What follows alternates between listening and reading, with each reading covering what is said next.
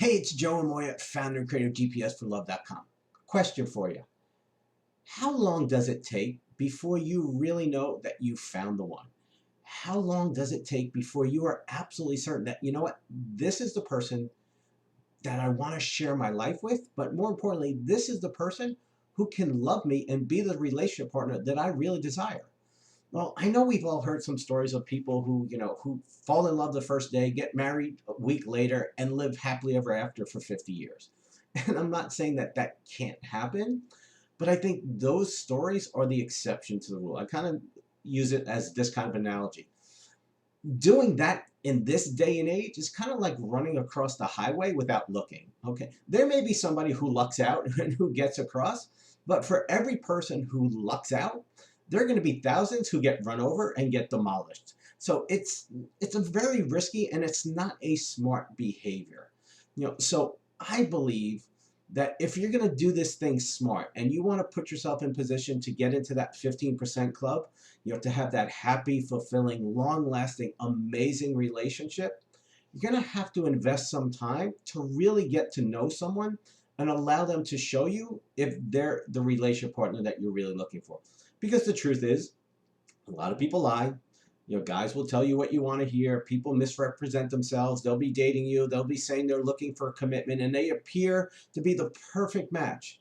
And then all of a sudden, their shit will come to the surface, and you're just like, who is this guy? You're not who you were. There'll be stories, I'm sure this happened, where it's like, I'm looking for a commitment. You're the one. You're different than everybody else. You're special. You're amazing. I absolutely love and adore you. And then a couple months later, they'll just go ghost or say, you know what? I realized I'm not ready for a relationship. And it's not you, it's me. And you're just like, dude, WTF? Why didn't you tell me this shit in the beginning?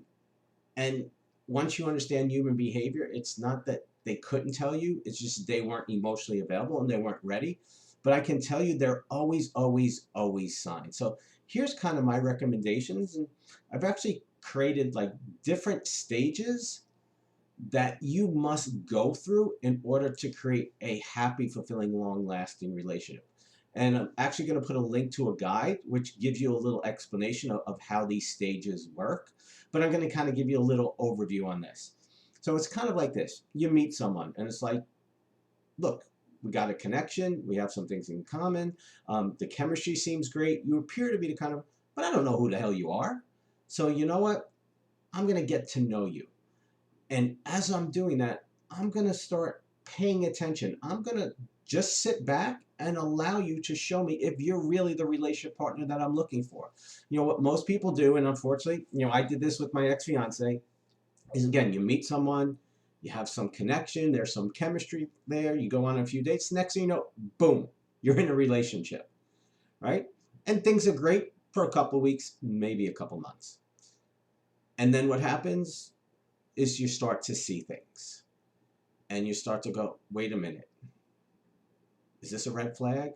But then what do? You're just like, oh, that dating stuff sucks. I don't want to be single again. And you know what? Compared to all the schmucks I dated before, he's not that bad, or, she's not that bad. So, I'll hang out, and you know what? They'll go back to be who they were in the beginning. And I hear that all the time. The three, words that are the death, right? It's like in the beginning. If you're in a relationship and you keep saying in the beginning, you're in the wrong relationship, because what you want to be focused on is what's happening now.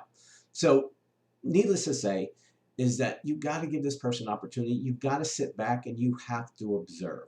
And so it's kind of like, let's go out, let's get to know each other. I'm going to pay attention. I'm going to look and observe not just how you're showing up in this relationship, but how you're living your life. What kind of person are you? How do you treat others? What are your morals? What are your values? What are your characters? I see this all the time, and it's just mind-boggling. It's like, you know what? He was lying to everybody and everything. He was cheating people in his business, and it's like, well, why didn't you believe that you were going to be another person who's going to cheat? She said, well, he was saying things differently to me. I'm like, yeah, well, that's what liars do. They tell you what you want to hear. People who have no integrity in all aspects of their life. So they may portray themselves to be a certain way with you, but that's why you need to observe how they live in other aspects of their life. So again, that's why it's called dating, and that's why you want to take the time to get to know someone. So, You want to simply give a person an opportunity. And my truth is that you want to do that for several months. Now, I know there are some of you watchers go, but when I was with my exes, he was great, for 3 years and then it changed. That does happen, but the only time that usually happens is that if there was some kind of tragedy, some kind of deep emotional trauma that happened where that person's world kind of got blown up and all of a sudden they showed you that they had trouble having to deal with things. But for the most part, people are who they are. So a guy who doesn't have integrity, you'll be out on a first date and he'll be showing you. Guy who doesn't respect women, guy who doesn't respect women, he'll be on the first date and he'll be talking about others, and he'll show you that he's a narcissist. He'll show you.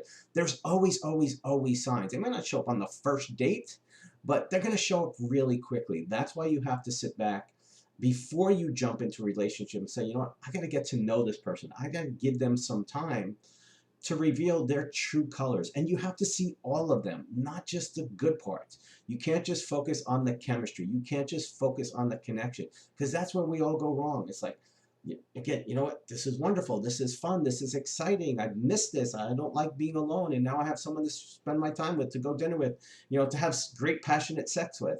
And so we're so focused on the good stuff that we usually ignore the other stuff because we see it, but we don't want to see it, or we miss it because we're not paying attention. And so that's really what I wanted to convey today, is that if you're going to look for long-lasting love, you've got to give somebody some time. And my belief and what I tell my clients is you got to give them at least 9 months to a year to show you who they truly are. So when I was single, after what I went through with my ex, breaking up, literally 4 weeks before walking down the aisle, I said, the next time I ask another woman to marry me, I'm going to wait at least a year to make sure that she is the person who can love me the way I really want to be loved and be the relationship partner that I really desire. Because I want to be one of those old couples, because I have, I have an aunt and uncle who've been married 70 years and they just have this great, really cute, loving relationship, 70 years later. And I wanted to be like them, right? And so I said to myself, I'm never going to ask another woman to marry me if I'm not confident that's the kind of relationship I'm in. No, are there guarantees? No, there's no guarantees in life, okay, other than death and taxes, right? There's no guarantee my wife's not going to walk through the door right now and say, you know what, Joe, I don't love you anymore. I want a divorce. You cannot guarantee me that, okay? Now, would I bet everything I own against that, knowing the woman that I know and I've been with for 20 years? Absolutely. But again, there are no guarantees in life. So if you're looking for a guarantee, you're never going to get it.